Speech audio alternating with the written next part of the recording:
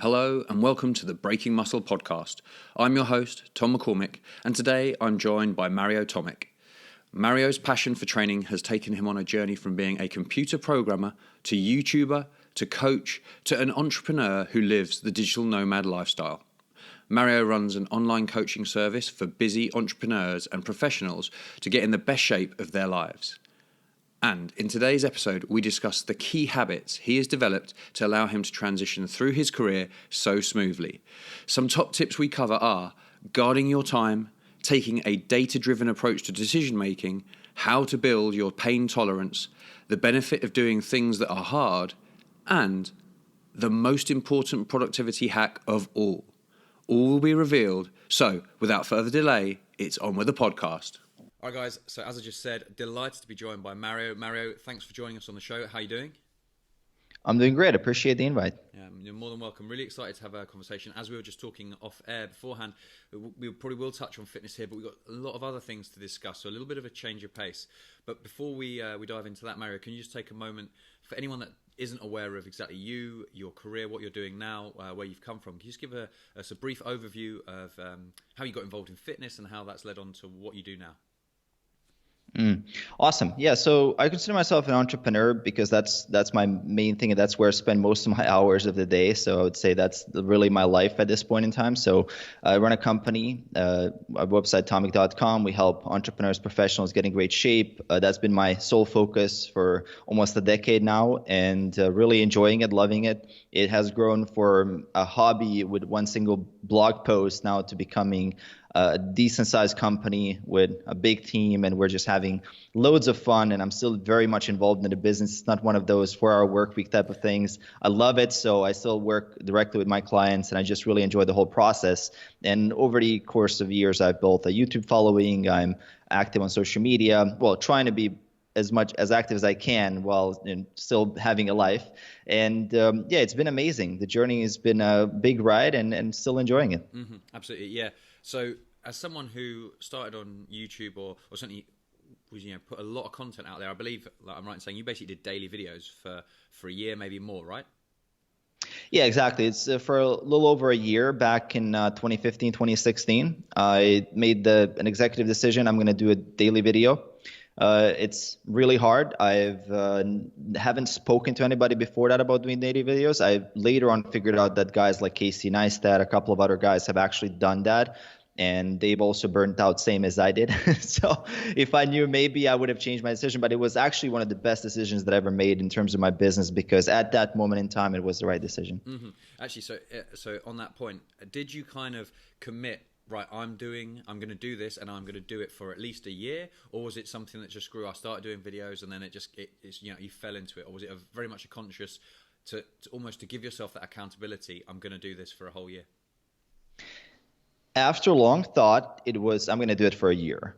I thought about I did kind of like a hot cold type of thing. I did a little bit of mental contrasting to see what am I giving up?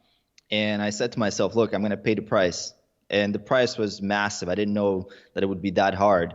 But when you're halfway through the year, it kind of is the same in the gym. Like, you start a really hard workout session, you kind of get into it, you finish the squats, you finish some of the other compounds, and then you're saying to yourself, well, I'm already here, may as well add a little bit more. And that's the kind of stuff as well that happened with my daily video journey. Is half year in, I was massively burnt out, lots of anxiety, giving up a lot of social stuff, and really my entire life was the video.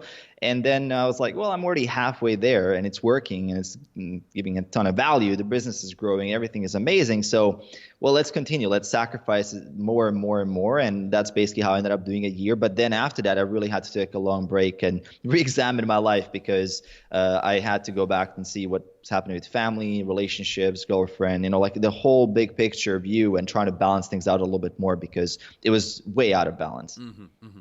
Okay. Yeah, so balance is an interesting one, because obviously lots of people talk about how you should try and achieve balance, but then I think very rarely does anyone achieve any level of sort of success or greatness by being balanced. And maybe across the course of your life you can have balance, but in chunks of time you have to be laser-like focused, immerse yourself in certain process or whatever it seemed to really forge ahead. and get that traction. So would you agree with that? And is that something you found hugely beneficial when you were doing these videos day after day?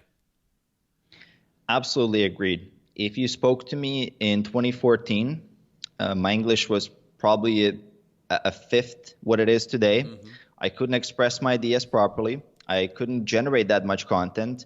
I really didn't have any brand. I didn't have anything. And I think the trade-off was worth it, even though it was really hard. I think sprints like this and massive immersion mastery is the way to go. Obviously, you're not going to do it forever, as you mentioned as well. And if you look back and later on, as I was reading biographies and I'm constantly researching success as someone who's really interested in that topic, I find it very interesting. I keep seeing these immersion periods. It could be a year, it could be 4, 5, even 10, 15 years, depending on the person. And then they come out of there with a lot of different lessons. It's almost like until you hit the wall, you don't really know what you're capable of. Someone told me a year ago before that, okay, you're going to do daily videos every day. It's going to be well-researched, science-backed topics. You're going to do it really well. It's going to come out every day perfectly fine. I'd be like, no way. There's no way I could do that because I did not know my limit. And that's something that I found to be true, not just with this, with many, many other things in the training session and mindset work, building a business. Like, you really don't know your limitations. And one of the best ways to break them is to really commit to doing it no matter what. And then you're actually going to see what you're truly made of, actually, at the end of the day. Yeah. So really valuable lesson there, which I'm sure you've applied to other areas, as you mentioned. And I've got lots of questions that are sort of springing off that. But actually, one that immediately comes to mind is, for a lot of people, their first bit of success in training in the gym shows them, oh, actually, maybe I'm capable of more, and to some extent, I get out what I put in. And so, obviously, your background, you enjoy training, and like lots of your videos were about your training, and some pretty high volume, high frequent, well, just tons of training, basically. How much of your training, like your gym based thing, do you think helped with that transition? Some of the lessons you learned from the gym carried over to right now. I've got to keep grinding away, and I'll get the benefits if I put the work in on YouTube, for example. Yeah, training is the key. At least it was for me. Many other people reach the same conclusion that delayed gratification is the key to success. I reached that conclusion through training. I also reached that conclusion beforehand, actually, by playing video games on a really high level. I was a massive nerd. I was a gamer. I played World of Warcraft, Unreal Tournament. Did that professionally for a long time before Twitch and before esports and all that stuff. And that also taught me the concept of grinding. And the gym actually just showed me another example that I could do that in real life. Because I thought it was only in games, but then I realized it's real life. It's exactly the same. And now in business, exactly the same thing. Delayed gratification. You put out 500 videos and then bam, you have 100,000 subscribers. But 500 videos, I mean, that's 5 years of work. I mean, it could be less depending on how long it takes you to put that out there. But yes, the concept of delayed gratification, I feel like is the main thing. And also the other part of is just general pain tolerance. If you're training really hard in the gym, and those if you like full body workouts like I do, and I'm doing full body 6 days a week for almost 3 years now, since 2016 or so. So when I'm training in the gym, I mean, my level of pain tolerance is extremely high at this point, and it was very, very low in the beginning. And it's the same thing, is like you have to learn how to grind out through certain phases in your business as well. And life is also full of unpredictable events that you're going to have to deal with, and you bring all of that emotion into your business. You bring all of that emotion into the gym. These things are not compartmentalized where you're not affecting other areas. So learning how to actually be able to operate at your best while things are happening, I feel like really that was the key. And gym certainly is one of those areas where you have to learn how to, again, flip that switch when you enter the gym and be focused and handle the workout, while maybe you have fires to extinguish it with social, with business, with all this kind of stuff that's happening in your life. Still, the gym is like your temple. You go in and you crush it. The same thing now when you sit down on a laptop and I'm scripting a video, when I'm thinking, I'm in that mode. I trigger that mode where I'm just turning off everything else. And that focus, I think that's really the key in the name of the game in 2020 and moving forward in general is going to get better and better and more valuable. Mm-hmm. Yeah, focus. Actually, that's an interesting little point you make. A book I've read is Cal Newport's Deep Work, and people's ability to focus on one task and then dedicate time to working deeply on that is something which really lost. A lot of people can't do it. We're so distracted. it seems like you're very good at, right, this is what I've got to do and I will get this done, and dedicating a period of time, being quite disciplined about that. So do you have some strategies that you use to make sure you're on track day after day, doing what really matters, and not finding you're distracted by something that's urgent but not necessarily important? I don't think there's a single hack, but if there was, it would be learning how to say no. I think that's the number one hack for freeing up your time. And it's very uncomfortable, and it's going to piss people off. It's going to make people sad. It's going to make some people not want to hang out with you as much. But learning how to say no and how to guard your time, I think that was really the key. And also what I've done as well is I've made this executive decision in my mind that the calendar owns my life. Right? I don't own my life. My calendar owns my life. So what is in the calendar, it's going to happen. If it's not on the calendar, it's negotiable. It may not happen. And that's how I organize myself. And I know something is on the calendar, like this, what we're doing right now. This would have not happened if we just had this idea. Never would have happened. But it's on the calendar. So I said no to a dozen different things now to be here. And I think that's one of the things that we have to be very deliberate with, because if you're not deliberate with your time, it's going to get taken away by a whole series of different things that could get in the way. So I feel like guarding your time is really the ultimate hack, if you want to call it. I don't believe there are any shortcuts to success or anything like that. Obviously, you have to work really hard and work your butt off. But this is really the thing that most people are avoiding because it's hard to do. It's very, very difficult to say no to your friends who are inviting you to go out and hang out with them. It's very difficult to say no to some brand new TV show that came out, like Star Trek just came out, and I'm a huge nerd. I love Star Trek. I mean, man, I would binge watch it for a whole month, but I can't. I mean, I got to say no to it, and I got to plan it in, and I have to balance myself out. And I say, okay, well, I will delay it for the next 10 days, and I'll binge it on this next Saturday in 2 weeks from now. But then until then, I'm going to focus and knock this stuff out that I have to do. And I feel like that would be really the number one thing with focus, because focus it's not an active thing you do. It's more like what you don't do, and then it arises from that. Mm-hmm. Yes. Okay, that makes a lot of sense. So you presumably you guard your time and take it very seriously, and a lot times to certain tasks, and obviously you got work tasks that you need to do. How about, we talked a bit about balance now, your life, you said, was really out of balance way back in those YouTube days of a video, but now that bit more balanced. So along that path, what's happened, and how does a more balanced yet effective and productive schedule look for you compared to basically when it was, I don't know, like 10 hours a day of trying to put out a video?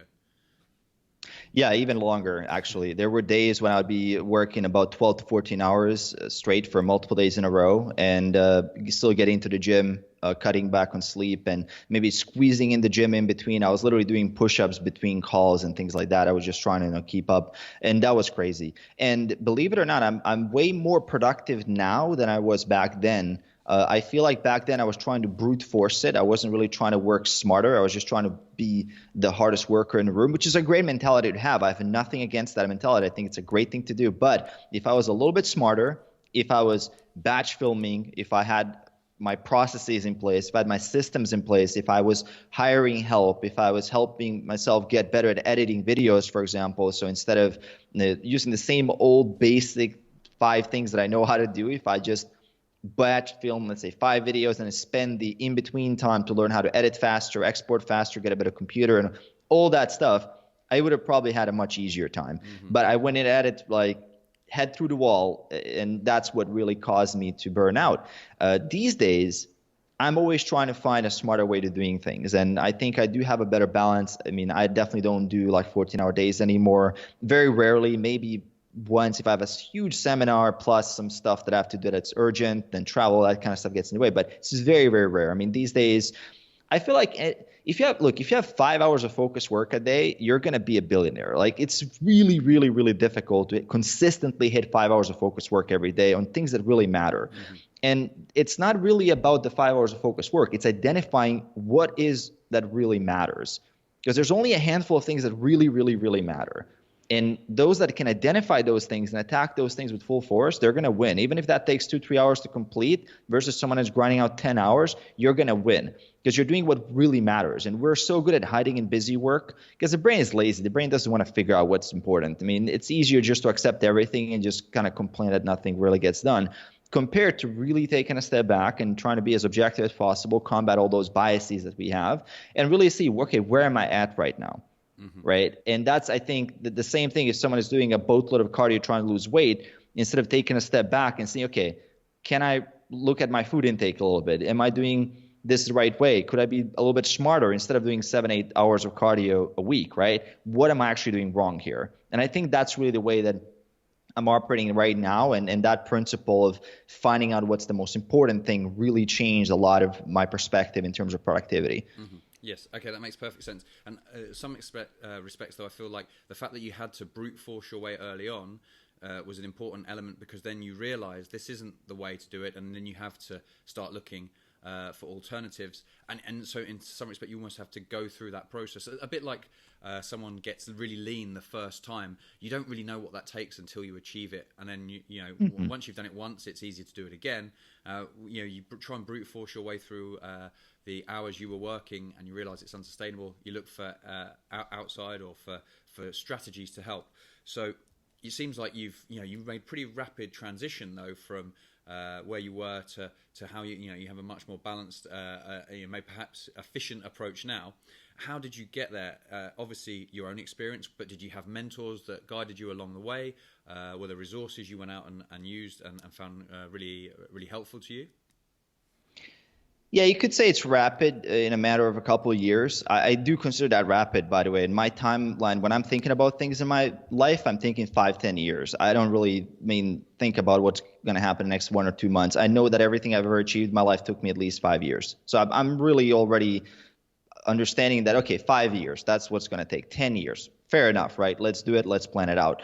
The whole principle of taking control over this, yes, there's obviously resources. I'm a big reader. I read a book a week at least, sometimes even multiple, depending on how long they are. I'm always trying to learn. You mentioned Cal Newport, Deep Work. Absolutely. I love that. Read Digital Minimalism as well. Great book as well, from like all these types of resources, thinking in systems, like doing all that type of stuff. The key really is here not to get bogged down into, okay, learning how to do it better and trying to learn and learn and learn. This is the stuff that you saw by taking action. If Steve Jobs didn't put out the iPhone 1, there would be no iPhone 11 today. It's the process of iteration that really makes you successful. It's not about learning to make the iPhone 1 from day one. There's no way you can make the iPhone 11 from day one. It just doesn't exist, because you don't have real life feedback. You don't have data to work off, and you're just basically trying to make it perfect without really having an idea what perfection even is at that point. Like now we know, okay, the next one has to have a better camera, has to have a faster system inside, has to have better memory and all that stuff. But back when the first one came out, how would you know what the one today would look like? We have this notch now on it. Nobody even thought about this 10 years ago. So really, at the end of the day, I feel like a lot of people are too concerned about version 10 of their process for productivity, while they're not even putting out version 1, the first one. Like, let's just put out the first one. Just get a little bit better at organizing yourself and then iterate from there, because that iteration is really the key. That's what I learned as an engineer. I have a computer science degree in engineering, and my whole mind is always about iteration. I don't care about what version 5 looks like. I got to ship the version 1 and just keep building on that, if that makes sense. Yes, that makes great sense. So some really interesting points. So obviously that I like the fact you talked about books, but then it seems to me you were quite keen on, you actually don't just read books for the sake of reading books, take action on what you learn from them, and avoid, this isn't my term, but I heard it, I really liked it, productive procrastination. Some people almost like, oh, I'm going to do this thing, and then they buy every book they can, and then they read all around the subject, but don't actually do anything about it. But because it seems like a really positive thing to do, they're kidding themselves. I'm making progress here, but they're not actually taking a step. It's like someone online researching the best muscle building program for hours on end, but they actually never step foot in the gym and lift some weights. So that's a problem, I think, that happens obviously with people with their training, but in other walks of life. And then your iteration made me think of minimal viable product, like the MVP concept of, it's good enough, but then from feedback you can improve, and you're chasing progress, not perfection, right off the bat. And that really rung true from what you were saying. So I thought that was excellent and very interesting. So with you talked about the computer science background and the education there. As a little aside that I hadn't considered, how helpful has that been in terms of being a digital nomad sort of thing, traveling, working online, or is the stuff that you were taught there not really relevant, particularly to what you do now? Well, the actual information itself, you could probably Google it, but it's not about the information. The effort that it took me to get that degree, I crushed myself. It was really, really, really hard. So I wouldn't say that the main value of it is to just get the degree. I think the process of getting there is the hardest one. Also, definitely taught me to think more as an engineer, helped me with statistics, which is great when reading research and seeing what works. It made me think algorithmically like a programmer, because I used to actually work a little bit as a software engineer as well. I did a lot of different things related to computer science, and all these things now are helpful because obviously my business is online, I'm traveling, I'm doing things like that, and all of that is really, really helpful. So I would not say it's a complete waste of time, and a lot of people will bash on education and things like that. I really don't think that's really the waste of time here. At the end of the day, maybe I could have done even more during college. Maybe I could have gotten even more out of it. It's hard to say, but in hindsight, it's different. At that time, I think I did the best I could with my circumstances. I think it definitely was helpful in the way how I think. Because solving complicated math problems, diving into fixing things that you have no way to copy paste some solution. You have to figure out the solution on the spot, really forces your brain to rewire and adapt. And that's, at the end of the day, the same thing we're doing today with clients. I mean, you get specific situations you have to solve, and all these variables that we have to control and manipulate, know how to change, when to change them. And again, objective looking at reality, which is what engineering is really good about. You have input, output, you have a process. You have to really figure out what leads to what, and that causality is really the key. I really early on understood the difference between causation and correlation. That was one of the reasons that for that was the fact that I had that engineering background, because I really understood, okay, this leads to this, and these are the variables, and I could change this and this, and magnitude of change. So all these things really are important. I would definitely not say education was a waste of time. Mm-hmm. Yeah, I think so. So there's two things there. It seems that do hard things, stuff that's challenging, and sticking with it is important. Sometimes formal education can do that for you because they set deadlines. You have to have your coursework, or there's an exam, and if we're left to your own devices, you might drift. Whereas that sort of can be quite a good teaching process. But also the thinking objectively and logically, and almost taking a data-driven approach to thing, I think something that's very valuable. A lot of people, again, taking it back to sort of gym-related stuff, they're doing something in the gym. Is it working? They might think yes, they might think no, and then you ask them, well, why do you think that? What's your performance like in the gym compared to this? And they haven't got a clue, or their nutrition or my diet's not working. Well, what have you been eating? I don't know, and they're not actually tracking those things and being mindful of the inputs and therefore the outputs. And you work with busy people, so if you're going to get results for them, obviously that we can't have just necessarily brute forcing the gym for them to deliver results, because they've got a lot of demands on their time. So how do you apply the principles, but what are some practical ways you go about applying those principles with the people that you're working with? I am very fortunate to work with very intelligent and smart individuals who really understand this process that we just talked about, the process of building awareness first before you start changing something. I know there's a lot of people in the fitness industry, they're talking about, well, have people floss 1 tooth at a time, the tiny habits thing. Let's do this. Let's do a little bit here, there. That may work. I found it to not be as effective with my demographic, because my demographic are people that when they're doing something, they want to be very effective and efficient. They want to actually see the result, and they are investing the time. So I appreciate the baby step method, and I definitely use it from time to time, but I much more often end up throwing people in the deep end of the pool and just teaching them how to swim, right? Instead of trying to, okay, let's get the feet wet first, let's get adapted a little bit, and then you jump in one leg, then the other leg, and then the whole body, and then 3 months later, the person is basically just made maybe a little ounce of progress. Instead of getting in there and just almost like you could call it brute forcing, but at the end of the day, it's the way I see the human mind and human body, it's all about adaptation. And humans are amazing at that. If I threw you in some random place in Alaska, you would adapt. Like you would find a way to make it work. Obviously, if it wasn't too stressful. So I'm really good at finding that limit for a person, how far they can adapt, and I push them to reach a level. And I would say 99% of my clients are not really aware of what is really possible for them and how fast they can learn and how fast they can adapt. So they often surprise themselves. They build self-efficacy. They're much more confident. In a matter of weeks, they're like, wow, okay, I'm crushing it. And they're super happy with the results. So I'm taking a bit of a different approach compared to every single certification, degree, course that I ever took, which is always like, okay, start with the goblet squat, then do this, then do that, then blah, blah, blah. That I respect all of that, but in my real world practice, what I found, I don't work with complete beginners either, so maybe that helps. But that was really the name of the game for me, especially when it comes to nutrition, especially when it comes to building systems, habits, algorithms. I give people very, very complicated stuff. Like a personal trainer, I have clients who are personal trainers, they struggle with figuring out stuff.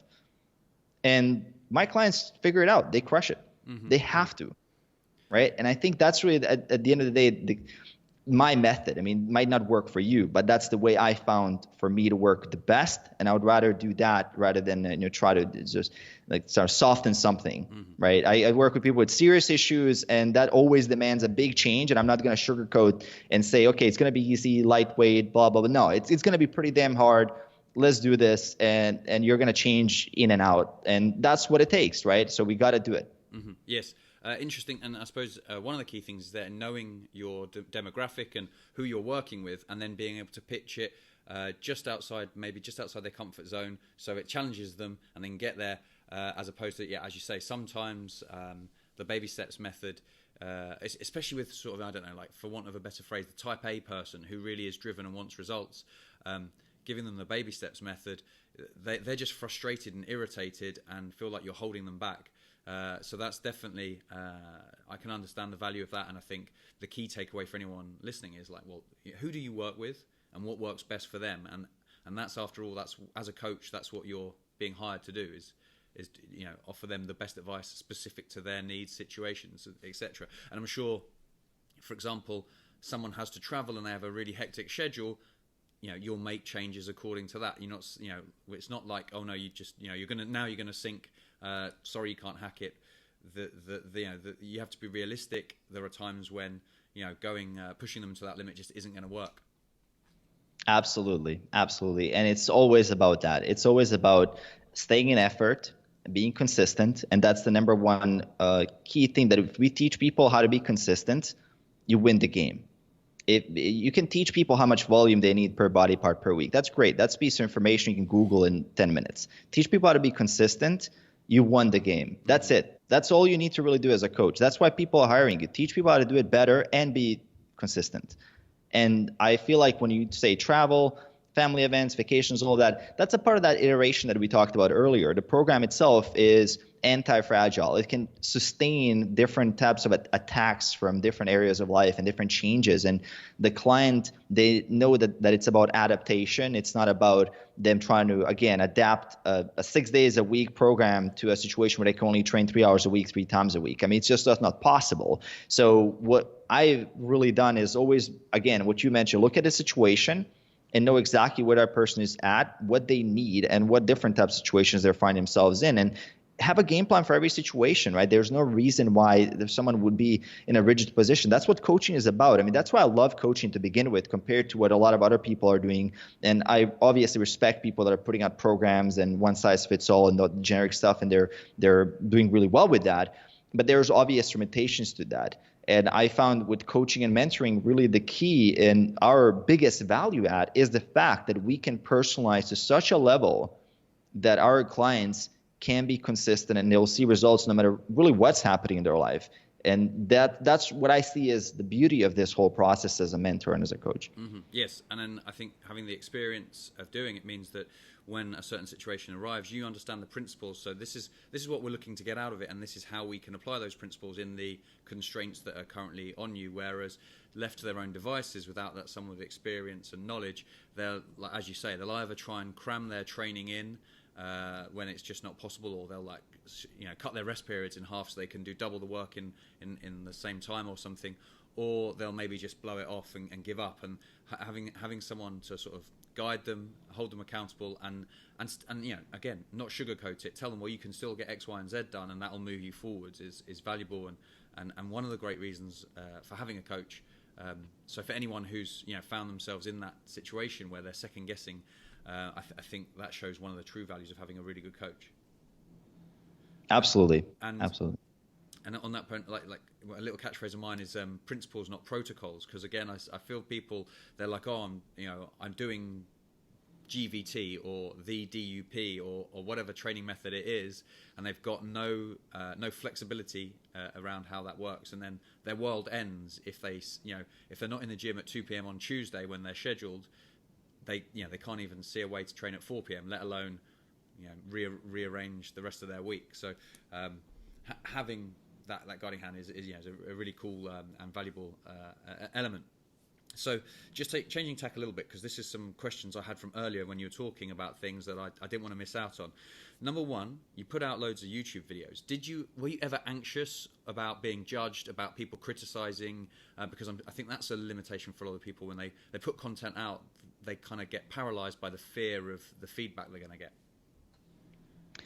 Yeah, absolutely. Google synonyms for fear, and all of those are me. Everything, anxiety, social anxiety, stress, whatever you pretty much name it, it's there. I try not to show it. I try to get the work done. Mm-hmm. And that was especially the issue in the beginning. I had no confidence in my ability to communicate well. How do I behave on the camera? The equipment, I was super paranoid whether the camera is going to hit 30-minute limit, cut me off, and I was trying to speed myself. Like, there's so many gazillion issues. Like, someone would pass by with an ambulance and they would hear that in audio, I'd scratch the whole video. Like, dozens of situations like that would add stress on me. And yes, there's a ton of that happening and very, very low confidence, but I don't show it. Mm-hmm. It is what it is. I respect the viewer enough not to bother them with my issues. Okay. Like that, my issues are not their issues. I'll communicate the best I can, put it out there, and if it's good, it's good. If it's not good, I'll keep up the good work, and I'll put out the next one. It's going to be a little bit better, and that's it. Okay, I love it. I love that. That's fantastic. And then, of course, if you're going to produce a video a day, there's 365 videos that you got to come up with. So how did you come up with content that was interesting? And did you find what was interesting to you was interesting to your audience, or did you have to start changing because of almost that feedback? What was working wasn't necessarily what you thought would work. Yeah, there's a mix of things there. And whether you're doing daily videos, daily podcasts, daily blog posts, daily Facebook posts, daily Instagram posts, all of those are hard. When you do something daily, you will really dry out in the first 60, 70 days. You're going to hit a wall, and okay, what do I talk about? And I think really what helped me is that I was always so focused on what my client needs and what position they're in right now. And as a coach, and you know this for sure, our biggest superpower is empathy and being able to really put ourselves in the shoes of our clients and what they're dealing with day to day. And that's where most of my content comes from and the sources of what I'm really talking about. But then also, of course, it's about balancing consumption and creation. If you're constantly in creation mode, you're going to eventually run out. You're just not feeding your mind with enough ideas. You're not exposed to high-level thinking. Our day-to-day environment is not really organized in a way that it's giving us the fuel to think on a high level. If you're watching TV, you're passing through a mall, you're driving, you're listening to radio, it's all pretty much designed to turn off your brain and turn off the creative side of your brain and just put you in zombie mode. That's basically what it is. Let's be real about it, right? Now, if you consume at the same time, lots of books, read your studies, research reviews, attend seminars, talk to people, talk to your clients, interview people, like consume as much as possible, and then you create that flow of ideas. You actually reach a level where you have too many ideas and it becomes the matter of execution. Like every time I take a shower, there's 10 ideas. What do I do with those ideas is really the key. I think the ideas themselves are massively overrated. I'm more of a guy of execution. At the end of the day, I feel like that's really the key here. And everybody, I think, has enough ideas to do a channel or whatever, but they're not executing on it because execution is the hard part. Mm-hmm. Yes. Okay. So it gets back to that whole take action we talked about earlier. Like follow through and then keep keep consistent with that. Yes. So another question, we talked about time, and you talked about, if you can do 5 hours of really dedicated, focused, deep work every day, you're on a good position to become very successful, if not a billionaire, but very successful. So how do you go about actually blocking your day out? How does that look? Do you have priorities, and how are they sequenced? What's number one? One of the questions I always get is like, which app are you using to organize yourself? And I love Google Calendar. I think it's the simplest thing in the world, and it works amazing.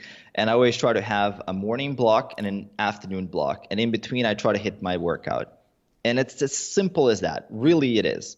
You don't have to make things complicated. I don't have a 30-minute or an hour-long morning ritual, morning routine. I literally wake up, brush my teeth, drink a glass of water, and start working. Mm-hmm. I don't do morning meditations, journaling, goal setting. All that stuff is great. I know it works for a lot of people. I'm the type of person, when I wake up, I want to work. Like I have this massive sense of urgency to get stuff done. And one reason why I do have that sense of urgency is because I planned my day the night before I went to bed. So I already have stuff to do, and it's almost like subconscious during my sleep. I'm kind of working on it already. And when I wake up, I just want to get started. I want to immediately attack the first thing that I need to do that day. And that early block, I finish that up, and then I take a break by going to the gym for 2 hours. That's my 2-hour block for gym. And then afterwards, I get to shower, eat food, and get ready. And then I continue working on the other stuff. And if something is a high priority thing, I might put it earlier in the day. A lot of the work that I do today is coaching, mentoring, and then you're dealing with people and time schedules. So I'm kind of bound to organize my schedule with their schedule. So we're trying to find the best time that works for both of us. And that's really a little bit more tricky, because otherwise I would always put the most important thing first in the day, but it's not always possible. That's just the reality of things, because if you're a solo entrepreneur, if you're just a solo one-man team and you can just do everything by yourself, then you can probably have full control of your schedule. But obviously these days, I got my team, I got my clients, I got all these other different things. So I do have to plan in stuff for most of the days that I'm slightly reactive, where I can schedule things in. I try to plan a week at least a few days ahead of time. Mm-hmm. But then I also have a couple of days a week where if I say it's a YouTube day, it's a YouTube day. Like there is just nothing else that can get in the way. It's a YouTube day. That means that I'm filming that day. Everything else is secondary. It's not going to happen until the videos are done. It's a queue system, right? If something is on the queue top one, it's nothing else going to be worked on until that's done. That's just the way it is. Whether it's taking me 3 hours, 4, 5, 6 hours to get that done, that's it. And if I get that done, the day is good. Mm-hmm. It's a very simple system. I try not to complicate things here. Yeah. Okay. So there's makes sense, and I like the practical spin you had on it there, where you don't let what's optimization get in the way of taking action and making progress. Like when you talked about, sometimes your schedule has to reflect other people if you need to be meeting with them or on a call with them. So I think that was good, and a key takeaway there for people. Also, like the fact you talked about planning your day in advance, which I try to do, and I'm sometimes I don't, and a day when you don't plan it is a day that's not that successful, because you have to waste a lot of time thinking about what you're going to do, but then also it seems like your mind's not in a good place to be able to prioritize, and then you very quickly are just in reaction mode, as opposed to being out and setting the course for your day and what you need to do. Suddenly your email takes over or whatever. So I think planning stuff out in advance is a great one, the night before, and one that I've found benefit, but I should probably be taking your advice myself there and being more consistent with that. Go ahead. Don't beat yourself up over it. Simple draft, like a rough draft, what needs to be done, just to get something in there, just to have something. So it's not like a day where you wake up and you have this decision fatigue. That's really the key, because that decision fatigue early in the day is really, really nasty for productivity. As long as you don't have that, you're good to go. I think people put way too much emphasis on productivity systems. Obviously, there's a percentage demographic that really needs it. But I would say for most people, from my experience, I've worked with so many entrepreneurs at this point, thousands, and I have a huge network of people I've met around the world. I feel like simplicity breeds execution, and taking action actually breeds more inspiration and data to improve it over time. Because everything I'm talking about right now, again, this is a result of many years of just building slightly in it. And I did the whole complicated morning routines. I did the whole Tim Ferriss random drinks and things like that, and take these like infrared like fans blowing in your head. God knows what I've tried everything. But at this point in time, like when you realize, okay, what's really causing what? And then you just kind of start discarding stuff and you see the results are actually even better. Now you got something, right? The more you can discard, I'm a big fan of minimalism in general. I'm trying to discard stuff. I'm not trying to add more stuff. I'm always trying to trim stuff away out of my schedule, out of my life, and try to improve my life like that. Like how much tech I have, how am I organizing my day? If I can get less stuff in my life, I'm happier. How many shirts I have, all these types of things. Like I'm trying to keep it at a bare minimum and be lean, right? And that leanness really allows me to then not really think about too many things. I mean, someone recently sent me a really interesting video of a person that has like this huge mansion, and they're like, man, I wish I would lived in this mansion one day. And I'm thinking, well, okay, so you have this mansion. How much time are you going to really have to, unless you hire, 50 grand a month overhead people to take care of this, how many headaches does this come with? And I'm always thinking about that. How many headaches do I have to deal with?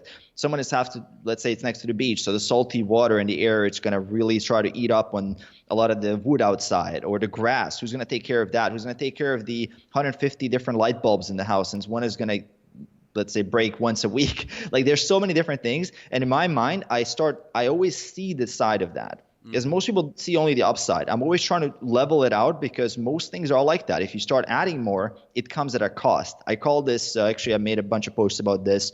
I call it the complexity tax. Right? There's always a complexity tax when you start adding stuff in your life. And the simpler you can keep it, oftentimes it works better. But usually you have to go all the way overboard then to realize how much you need to trim out. Yeah. That's interesting. Actually, it's funny. One of the guys I train, one of my clients, like very successful, and he lives in London, but he's French. And I was telling him, I saw this chateau in the south of France. The price really isn't that much, Like, have you ever thought about getting a place? And he was like, Tom, the price initially isn't much, but the overheads and the amount of people and you have to hire, and all the mental anxiety you get from the local government checking that you haven't made this change because it's a protected building, blah blah blah blah blah. It's like, oh, okay, yeah, I can see why you haven't gone that route. So he was thinking that way.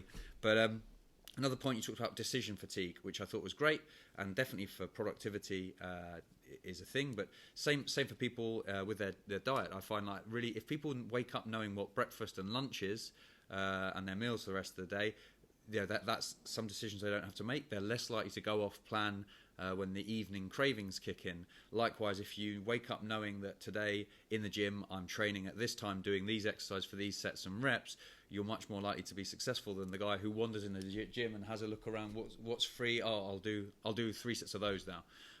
So I think planning as much as possible, whilst keeping that element of simplicity. You said almost taking obstacles out of your way, just making it as easy as possible to put stuff. I'm not sure autopilot's the right word, because that gives a sense of you not being in control. But you kind of take my point of just you're into it, you know what's going to happen, and you just get set to work. Absolutely. It's an algorithm. You know the situation. You have already a preset solution for it. And I think having a default, like what you mentioned with the diet, you just have your default. And if things change, you can build on it, but you always have that default. So you have a fallback in case things go sideways. You have ready, healthy convenience to go with, and so you don't have to think about it too much. I think if you are thinking of it in plan A, plan B, plan C, plan D, that's the right mentality when it comes to dieting, because, I mean, life is basically poker, right? You have a lot of different scenarios where you can't predict what's going to occur, and it's a lot of luck involved as well. Most people think it's like a chess game where it's predictable and you can kind of figure it out, but it's mostly like poker, where any newbie can walk in with a lot of luck in a casino and beat a world class poker player, no problem. It's just because they were dealt with a really bad hand. And then a chess, I mean, there's no way you can be a grandmaster chess player. No, you cannot be that lucky newbie. This doesn't work. And sadly, we are dealing with poker here, so we do have to be able to adapt quickly and have some preset things and options that we can always go for. And that's again a value of a good coach, is to be able to provide things like that, to simplify and again go back to the principles that really matter, because only a few things really matter. We all know that, right?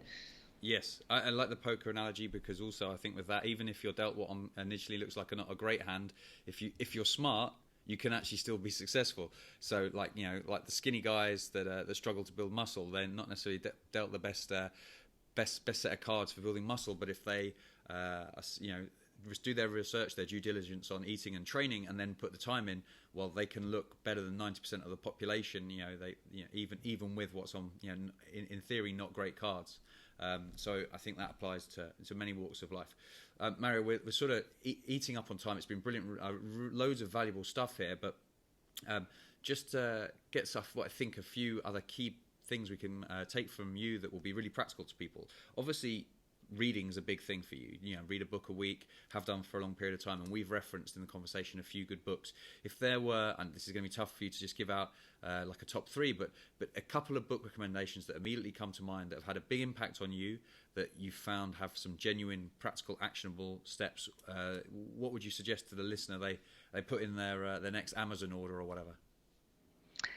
Sure. I have a couple of top recommendations on tomic.com/books. Now, on top of my head, definitely check out The Slight Edge, okay. Jeff Olson. Great book. I love Psycho-Cybernetics. It's really awesome. Kind of talks about self-image and how to change yourself. Mastery is really good. Robert Greene. I would say that's really one of my favorite ones. And I just recently read this book from Bob Iger, his autobiography. It's also on Audible. It's a really cool one. I think it's called The Ride of a Lifetime. He was the CEO. I mean, he's still the CEO of Disney, and this is his story, how he became. This is just a recent one that I just read, so I thought I'd throw it out there. Okay. But there's so many good books. I would have a really, really, really hard time when someone asks me like top 5, top 10. There's so much out of it. But definitely, you can check out top 10, tomic.com/books. There's a bunch of stuff in there. I probably missed out on a few. Okay, cool. So make sure you go check that out, guys, to pick up some tips there. Psycho-Cybernetics is an interesting one because everyone that I've spoken to has really positive things to say about it.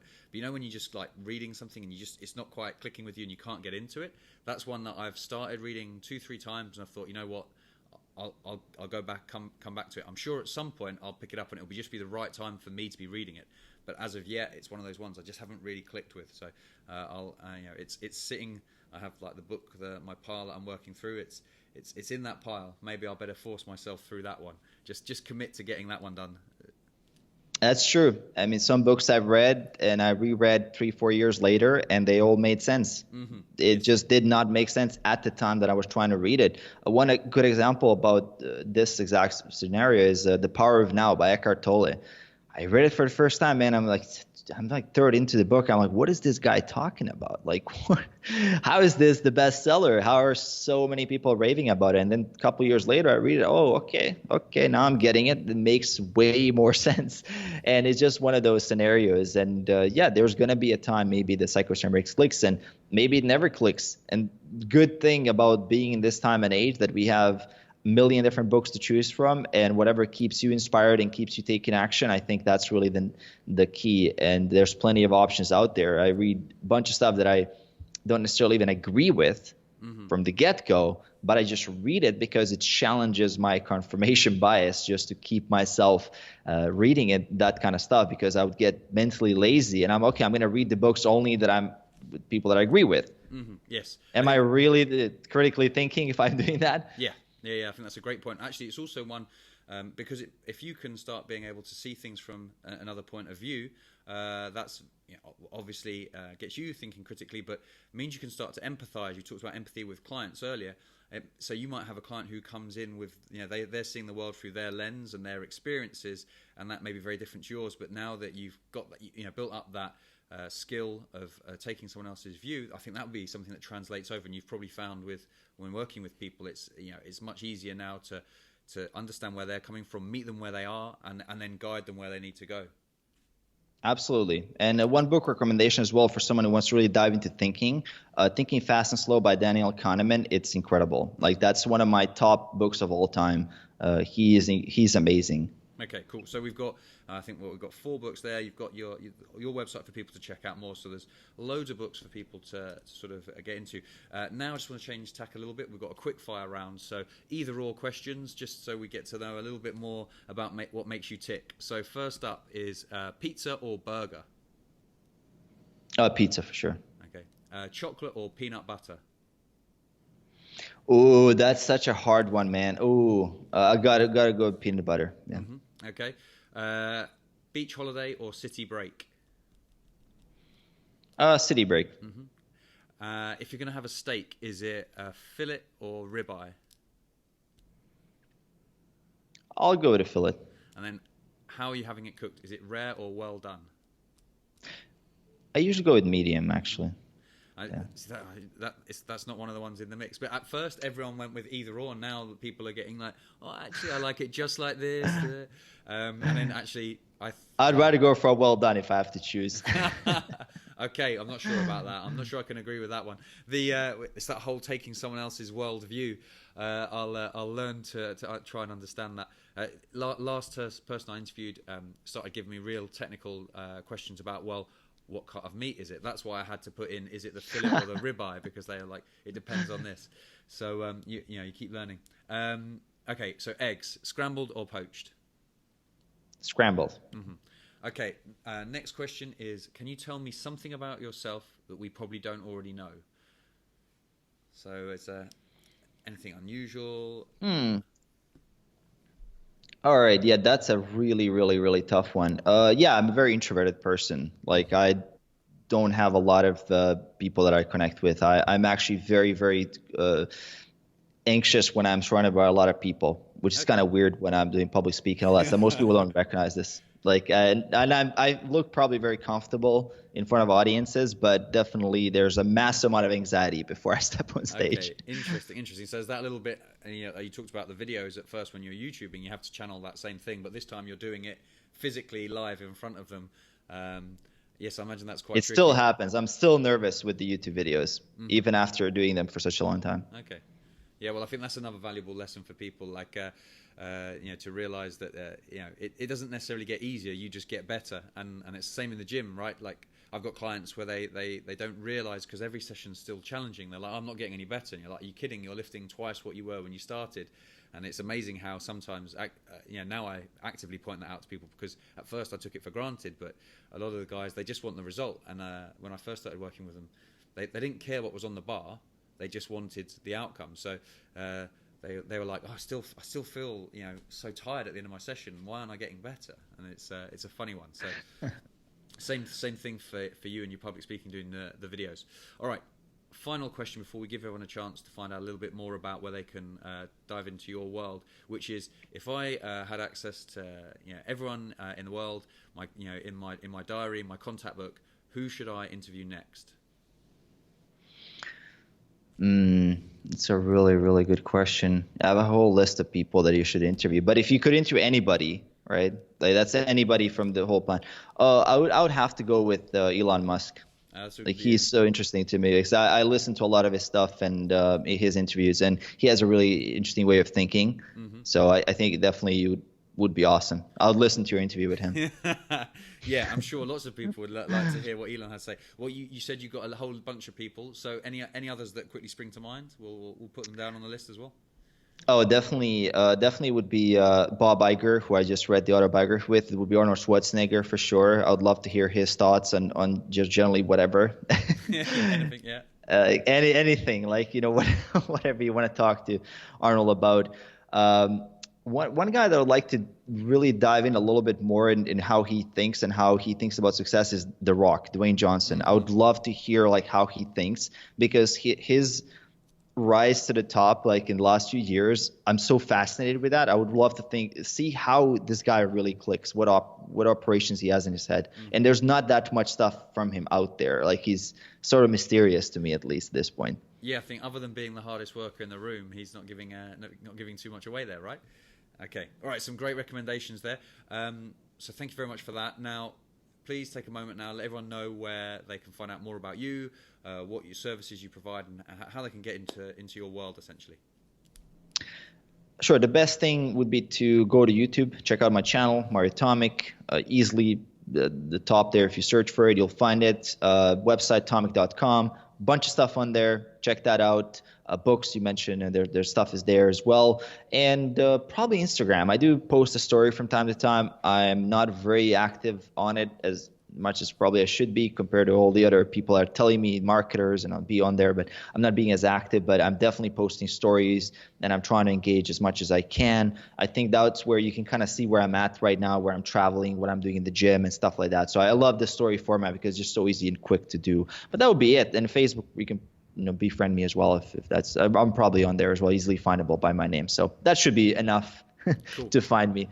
Absolutely brilliant. All right, well, we'll make sure the links to those things are listed in the show notes, and everyone can get access and go check out what you're up to, what country you're in next. Before we started rolling, you were saying you're currently in Cancun, you're off to Barcelona, and you don't know where you're going after that. Is that? Yep, That's correct? exactly. All right, nice. No idea. Yeah. In some respects, that sounds amazing, and in other respects, I'm not sure I could deal with the uncertainty there. So it's again different horses for courses. So Mario, thank you so much for taking the time to chat. I think that's been fantastic, and there's loads of really, really valuable stuff. So have a great day. It looks like it's nice and sunny where you are, so enjoy that, and we'll connect soon. Appreciate that, Tom. Thank you for the invite. That wraps up today's episode. Thank you so much for investing your time with us. We really appreciate it. If you enjoyed what you heard and took value from it, please do me a favour by heading to iTunes right now, subscribing to the show, and leaving a review. Positive reviews, like 5 stars, hint, hint, really help the ranking of the show and will help us to spread the word and keep getting top-class guests on. Make sure to follow Breaking Muscle on social media and me at Tom McCormick, that's TOMMACCORMICK on Instagram. Bye for now, and I'm looking forward to catching you on the next episode of the Breaking Muscle podcast.